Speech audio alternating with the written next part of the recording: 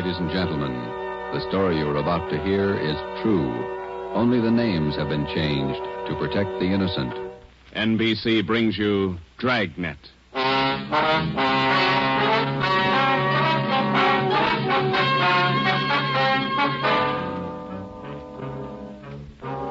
You're a detective sergeant. You're assigned to burglary detail. A gang of hijackers has started to work in your city. Truckloads of valuable merchandise have vanished. The thieves are clever, seem to have a foolproof system. Your job, find them. Dragnet, the documented drama of an actual crime, investigated and solved by the men who unrelentingly stand watch on the security of your home, your family, and your life. For the next 30 minutes, in cooperation with the Los Angeles Police Department, you will travel step by step on the side of the law through an actual case from official police files. From beginning to end, from crime to punishment, Dragnet is the story of your police force in action. It was Thursday, March 6th. It was windy in Los Angeles. We were working the night watch out of burglary detail. My partner's Ben Romero. The boss is Ed Backstrand, chief of detectives. My name's Friday. I was on the way back from the record bureau, and it was 5:35 a.m. when I got to room 2A. Interrogation room. Read this to him, Ben. Yeah. 2,600 dozen nylon stockings, 45 bolts of silk, 58 cases imported perfume. Where are you dumping this stuff, Laval? That's what we want to know. I told you the truth. I have nothing to do with it. I don't know anything about it. What was this stolen waybill doing in the cab of your truck? How many times do I have to tell you? I don't know. Your fingerprints are all over it. You must have carried it there. I didn't carry it there. Somebody's out to frame me. How many in the hijack gang, Laval? I'm not in a hijack game. I told you I don't know. When are you going to let me go? Who's the head of the gang? I don't know any head of the gang. I want to get out of here. You're covering for somebody. I'm not covering for anybody. You take the rap for all this, you're going to have a beard down to your knees by the time you get out. I'm not taking any rap. Then let's have it. I'm tired. $42,000 worth. You know who took it. You know where it is. They could have disappeared anywhere on the way from the east to the 1,000 places. Nothing was missing from those shipments when they came in on the train. Everything was there when they were unloaded at the warehouse. Then I don't know. I don't know. Every dollar's worth was accounted for when it was loaded on the truck. Well, where is it now? I'm tired. We've been here all night. Laval, let me read it for you again. 2,600 dozen nylon stockings, 45 bolts of silk, 58 cases imported perfume. And you're trying to tell us somebody hijacked all that from the trucks without you knowing it? The trucks were loaded at the warehouse. We went out to eat. We came back, got in the trucks, delivered the stuff, and that's all I know. And while you were out eating, the receipts for the load disappeared, too. Is that right, Laval? I don't know where the waybills are. The shipping clerk, that's his job. We talked to him. He says one of you could have taken the waybill. Well, then he's lying. I didn't take him. Then what was this waybill doing in the cab of your truck? I told you I don't know. Somebody's trying to frame me. Why? I don't know. Somebody, I don't know why. Then you better come up with an answer, mister. Look, I'm tired. We've been here since 6 o'clock last night. We're all tired. Who are you covering for? What are you trying to build? Any of that coffee left, Ben? It's cold. That's all right. You want some, Laval? No.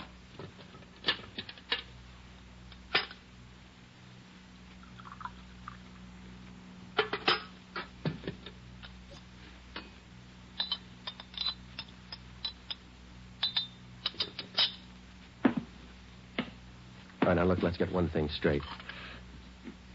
We've been here all night. We can be here all day, tomorrow, the day after that, and the day after that. Yeah. We got enough to make you on this. You know that, and we're going to stay with you to tell us the truth, everything. I've told you all I'm going to tell you. If we stay here for 6 months, you got it all. This your home phone, Hillside 8321. That's right, 8321. What time's your wife get up, Laval? What do you mean? Ben, get an outside line. Yeah. You're not going to call my home. That's Hillside 8321, Ben. Outside, please. Don't do that. Don't. Not my wife. Please. All right. Ask the questions again. This time I'll give you the answers. Thomas Laval was 38 years old. He was a well-respected man in his community. Sometimes it's like that. You can question a man for hours, and he'll never give you any information. But somewhere in every man's makeup, there's a weak point. We were lucky enough to find Laval's. He told us that he would give us the locations where the hijacked goods were hidden. He told us the addresses were written on the ledge of a windowsill on the 7th floor of the Teamsters Union Hall. It was 8:30 a.m. On the 7th floor, is that right? Yeah. Do me a favor. Don't make it too big. Well, look, we have to walk through the hiring hall before we get to the elevators in the back. Yeah? These handcuffs. They'll see them, all the guys in the hall. They know me. Can't you take them off my wrists till we get in the elevator? Sorry, Laval. Well, I won't try anything, but don't make me walk in front of them with these on. Sorry. Just till we get in the elevator. Can't you do that? I don't want the guys to see me. Well, here's my overcoat, Laval. I'll drape it over your hands here, and they won't see the cuffs. There you are. Come on.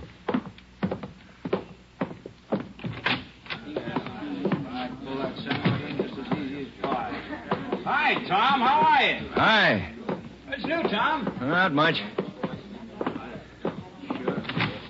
Oh, that was easy. Let's take the elevator. Yeah.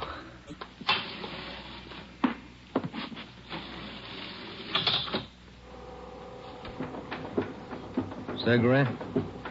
No, thanks. You? Yeah, okay. Thanks.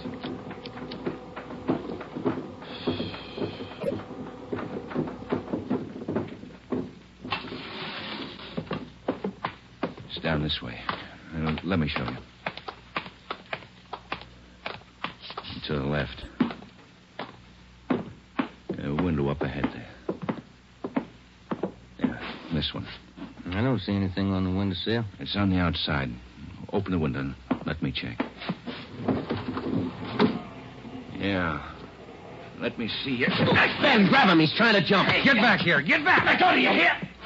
Go. Get him, Joe. Can't hold him. He's pulling me out. Hold on, Ben. Grab me. Joe. He's slipping.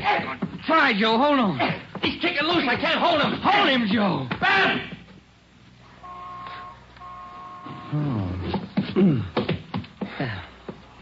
I couldn't hold him. You almost went with him. Let's get downstairs. What happened? Call an ambulance. There's been an accident. Thomas Laval was 38 years old. He was a well-respected man in his community. He died with the same reputation. We had a prisoner who'd met his death while in our custody. In cases like this, we had to have witnesses. By the time we got to the street, the usual accident crowd had gathered. Anybody here see the accident? What you want, witnesses? Yeah. Did you see it? Yeah, we saw it. Let's get their names, Ben. My name's Pete Garfield. This is Jack Morris. We'll be your witnesses. You'll probably be subpoenaed for the inquest tomorrow morning. Sure, we'll be there. We saw you push the guy out the window. We saw you kill him. The next morning at 10 a.m. in the basement of the Hall of Justice, Harold J. Lane, Deputy Coroner, City and County of Los Angeles, read the report of the findings of the autopsy on the body of the deceased, Thomas Laval. As is customary at a coroner's inquest, the identification witness was called to testify first. Elizabeth Laval, please. Raise your right hand. Do you solemnly swear that the testimony you're about to give to be the truth, the whole truth, and nothing but the truth, so help you God? Yes. Be seated. State your name. Elizabeth Laval, What is your address? 1216 East Amarillo Drive. What is your occupation? I'm a housewife. What is your relation to the deceased? His wife. Have you viewed the body of the deceased in this office? Yes. Who was the deceased? Husband. Thomas Laval. Is there anything further you wish to add? Thank you. Step down, please. Joseph Friday.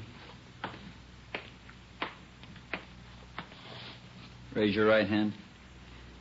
Do you solemnly swear that the testimony you're about to give to be the truth, the whole truth, and nothing but the truth, so help you God? I do. Be seated. State your name. Joe Friday, What is your address? 4656 Collis Avenue. What is your occupation? I'm a police officer in and for the City of Los Angeles. Are you the investigating and arresting officer on this case? I am. Will you state briefly the facts relating to the death of the deceased? On the morning following the arrest by us of the deceased on suspicion of grand theft merchandise, he expressed a desire to assist us in the apprehension of suspects involved in these thefts and the recovery of property taken in them. Did he assist you? Well, he informed us that if we took him to the Teamsters Union Hall, that he'd be able to obtain addresses of the locations where the stolen property was cached. You then took him there. Yes, we did. What happened? When we arrived, he requested us to remove his handcuffs. We refused. The deceased then informed us that the addresses were written on a window ledge on the 7th floor. When we arrived at the window, under the pretense of searching for the addresses, he threw himself over the ledge.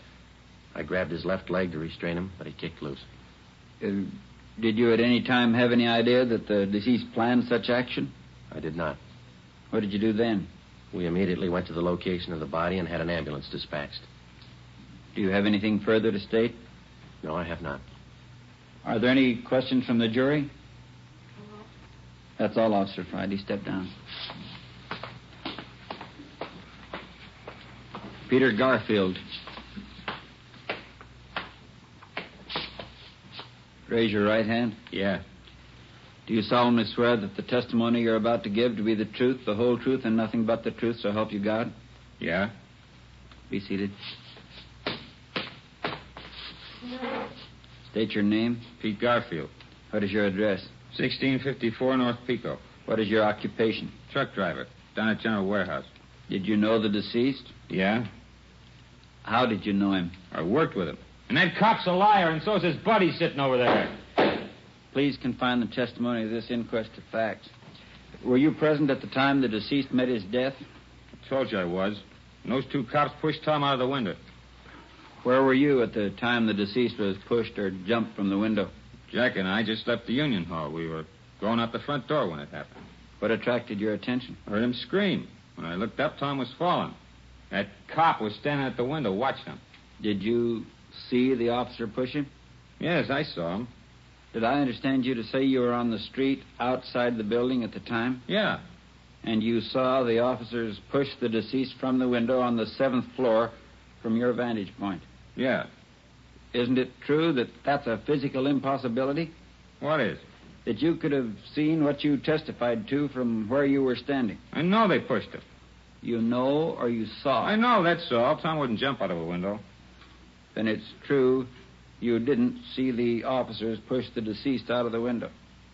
No, I didn't see him. Is there anything further you'd like to add? They must have pushed him. Any question from the jury? That's all, Garfield. Step down. Dorothy River. Raise your right hand. Yes, Do you solemnly swear that the testimony you're about to give to be the truth, the whole truth, and nothing but the truth, so help you God? I do. Be seated. State your name. Dorothy River, What is your address? 211 South Beverly Drive. And what is your occupation? I'm a stenographer at the Teamsters Union Hall. Were you present the morning the deceased met his death? I was. State where you were and what you were doing. I was in our office on the 7th floor doing some filing. Please state what you witnessed. The filing cabinet in our office is by the door. The office faces on the hallway, and the door happened to be open.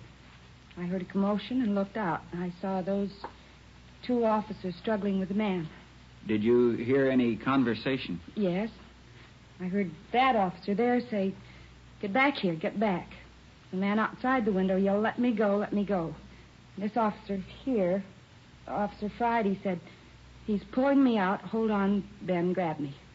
How far from the window were you? I'd say about 15 feet. Do you have anything else to add? Yes. As the two policemen started downstairs, Officer Friday said to me, "Call an ambulance. There's been an accident." Thank you, Miss River. Those officers didn't push that man out the window. They were trying to hold him. After hearing additional witnesses, the coroner's jury retired at 11:57 a.m. 8 minutes later, they returned with their decision. The deceased met his death voluntarily and by his own actions. The homicide detail continued the investigation of Laval's death. A week went by. With homicide working one side, we hoped that they might turn up additional leads in the hijacking case. Nothing turned up. It seemed that with the death of Thomas Laval, our leads came to an abrupt stop. On Tuesday morning, March 16th at 9 a.m., we got a call from Chief of Detectives Ed Backstrand. Now, once more, What about the way bills on these shipments? You checked them? Everything we could. Talk to everybody that handled them. And talk to him some more. $42,000 in merchandise doesn't just disappear. Now, who's the last one to handle those way bills? The warehouse shipping clerk. The bills were signed and stamped. 2 hours after he filed them in his desk, they disappeared. What about the truck drivers? You checked them out? Talked to all of them. Nothing so far. Nothing was missing from those shipments until they left the warehouse. Is that right? Yeah. And somewhere in between the warehouse and the delivery points, $42,000 worth of goods disappeared. Somebody's got to be hijacking those loads. We know that, but how do we get to it? Maybe they're working alone. Maybe they're working with the truck drivers. It's one of the others. Got to be. We just hadn't lost Laval. Well, you lost him. That doesn't close the case. You got a suggestion? Yeah, I got a suggestion. Crack it.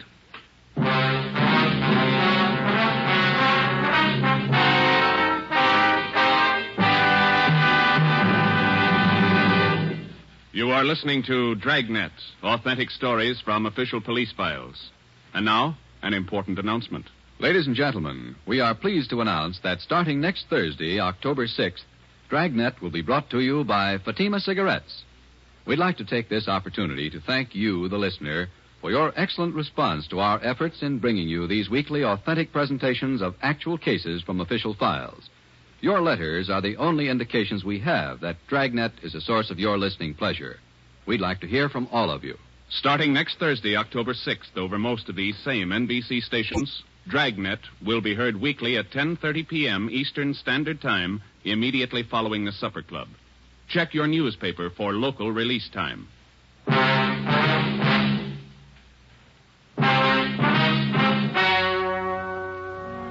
We stayed on the job. Another week went by. No leads. We spent so much time at the general warehouse where the merchandise disappeared that we almost got to be a part of the crew. We got to know everybody. We made frequent visits to the Teamsters Union Hall, but got us nothing. On Wednesday, March 26th, we reported in for work at 8 a.m. Friday, Romero. Yeah, Skipper? You fooled around just long enough. They hijacked another load last night. $38,000. What outfit? Same, general warehouse. Who's your contact down there? Ray Hobart, shipping clerk. I'll hop down there right now and get the details. Right, Ed. There are 2 ways to solve this thing. Yeah? You can get those hijackers now or wait till General Warehouse goes out of business. Get on it.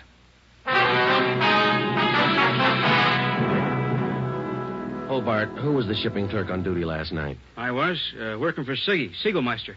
He's out of the cold. And you saw the stuff was loaded on the trucks, and you checked the waybill. Yeah, as usual. Everything as usual. Checked the trucks out at 2 a.m., went back to the office, filed the waybills. You work a pretty heavy schedule, Hobart. You started at 2 a.m. and you're still on duty? It took the last 4 hours of Siggy's shift, at 2 a.m. to 6 a.m. He had a cold. I was back here at 10 this morning to start my own shift. When did you find out the waybills were missing on that shipment last night? Just before I went off. Maybe 5:30, 5:45. Well, how about the truck drivers who handled that load, Hobart? You got them? Let's see. I got it right here. Okay. Here you go, Sergeant. Jack Morris and Pete Garfield. Jack Morris and Pete Garfield were brought in for questioning. We double-checked with Homicide and found that their reports on Morris and Garfield tallied with ours. No previous records. Both men had been tailed for a reasonable length of time since their testimony at the Laval inquest. Their actions failed to implicate them.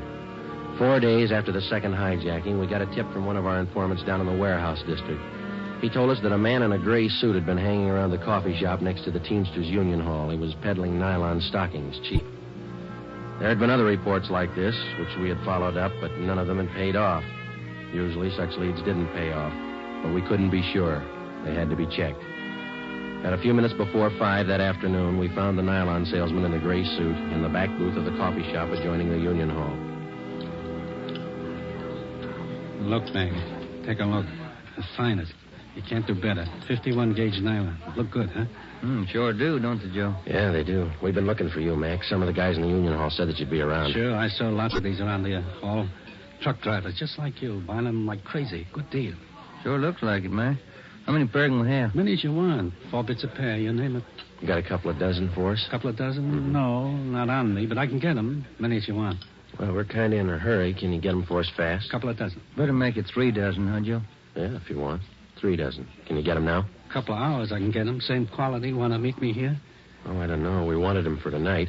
My wife's birthday, you know. Well, maybe an hour and a half. How's that? 3 dozen, meet you here. Oh, look, Mac, maybe we're both heading the same direction. Can't we go with you and pick up the nylon? Save time for all of us. No, I don't think so. No. Can't you wait? Hour and a half? How's that? Ever find a better buy? I'm sorry, Mac. I wish we had the time. Well, where do you have to go to pick up these nylons? Oh, way out. Sunset Boulevard near Fairfax. Can't you wait? I'll make it fast. Can't we pay you and then go out and pick them up ourselves? Huh? No. Don't work that way. No. Can't you wait here? I'll make it fast. We ought to be home now, Joe. Yeah, I'm sorry, mister. We'll have to skip it. Yeah, maybe we can pick up something on the way home, Ben. Candy or something. Wife likes candy. Now, look, fellas, I don't want to see you lose out on this deal. I'll meet you halfway. How you mean? Look, together we'll go out to Sunset and Fairfax, huh? Near the place. You wait there at the hamburger stand, and in 5 minutes I'll bring you the stuff, okay? Oh, I don't know. We're late already, but... All right, it's a deal. I'll call the wife and tell her we're going to be a little later. 3 dozen, is that right? 3 dozen of the best. You can't do better. All right, I'll be back in just a minute.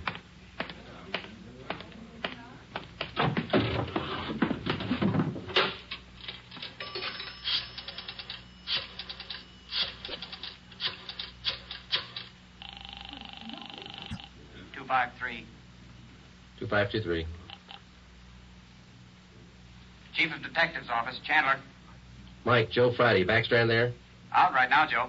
Well, then do me a favor, Chandler. Make it fast. Get a couple of men out to Sunset and Fairfax as fast as you can. Tell them to watch for Ben and me. You got that? Yeah, what else? We'll drive up in our car with another man. Ben and I will get out of the car and go in the hamburger stand. The other man will walk off. Whoever you get, tell him to follow that man. You got it? Right. All right. Just tail him. See where he goes, see what he does. Okay, Joe, right away.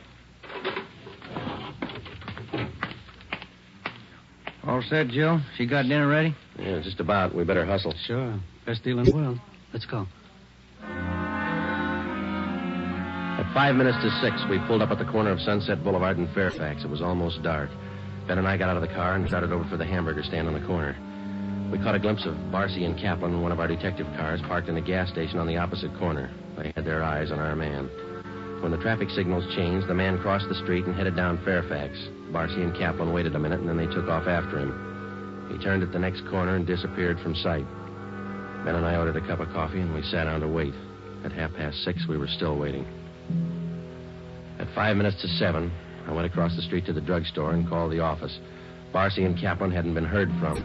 Their car, 105K, was not acknowledging calls. I had my call switched from communications to Backstrand's office. Well, they lost him Friday. I don't know how they lost him, but they lost him. Well, who's out there now? Sullivan and Whitney took a detail out there. They're combing the neighborhood right now. Well, how did it happen? A man just doesn't disappear into thin air. That's what I keep telling you about that stuff that's been hijacked. The search for the nylon salesman went on all that night and most of the next day. From his description, we ran a make on him. No previous record. He had disappeared completely. We were right back where we'd started from. The only thing we could do was to start backtracking, re-questioning the people at General Warehouse, the truck drivers, the shipping clerks.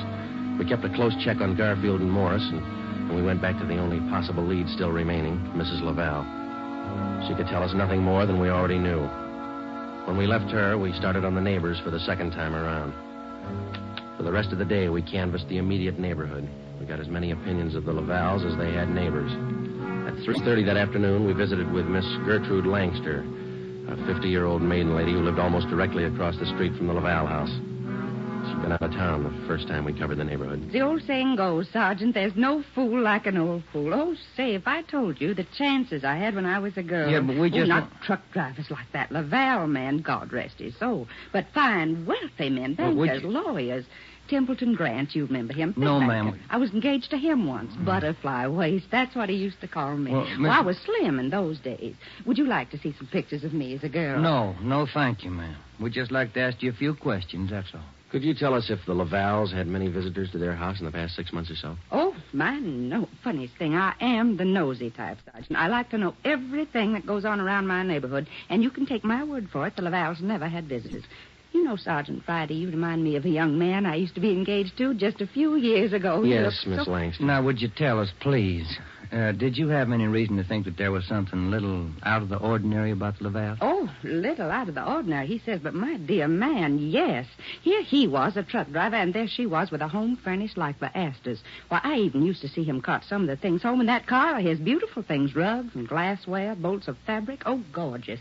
And he'd bring these things home after work. Is that it, Miss Langston? Anytime. Day or night, weekends, anytime. Mm-hmm. After 4, Joe, we better call office. Yeah. Are you sure of all that you've told us, Miss Langster? Sure. Oh, my dear man, of course I'm sure. I watched him week after week. Well, thank you. Won't you stay for a cup of tea? I'll have Josephine fix it. Josephine? No, thank you, ma'am. Well, then, perhaps a glass of sherry? Thank you, no. But there is something. Yes? I wonder if we could use your phone, please. Oh, yes. In the hall, next to the umbrella stand. Thank you, ma'am.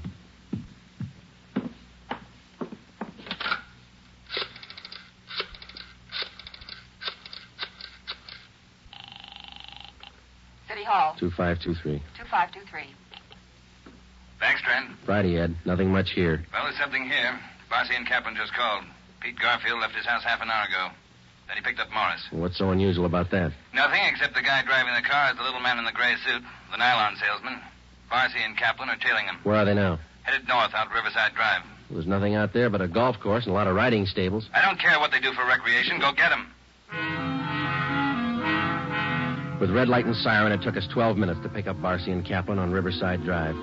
At 4:23 p.m., we pulled up in front of the Blue Pony riding stables. Barcy and Kaplan's car was overturned just beyond the driveway leading up to the riding academy. Kaplan's hurt. I called an ambulance. They rammed us. What kind of a car are they in? They switched. They're driving a 12-ton Bulldog semi. Which way they head? Going north. Got a 3-minute lead on you. Pneumatic commercial. Adam 653. Let's go, Ben.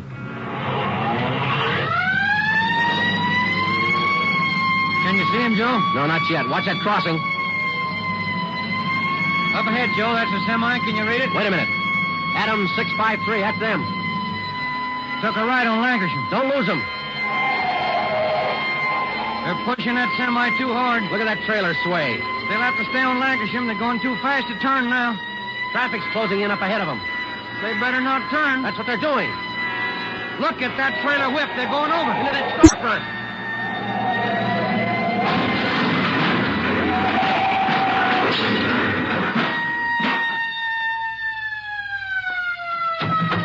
Come on, Ben. You all right? Wait a minute. Let me see. Yeah, they're banged up, but they're alive. Well, there they are, Joe. Yeah. Garfield, Morris, little man in a gray suit. It's funny, isn't it? What's that? Garfield's going to swear we pushed that truck through that window.